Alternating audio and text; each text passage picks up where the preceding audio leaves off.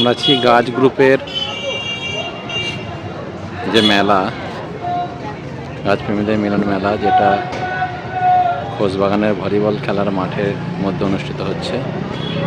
14 তারিখ পর্যন্ত অনুষ্ঠানটা হবে, সকাল 10টা থেকে রাত্রি 10টা পর্যন্ত প্রদর্শনী চলবে। বিভিন্ন ধরনের ফুলের গাছ, ফলের গাছ, টবের গাছ, বনসাই এসব নিয়ে সাজানো সুন্দর একটি মেলা।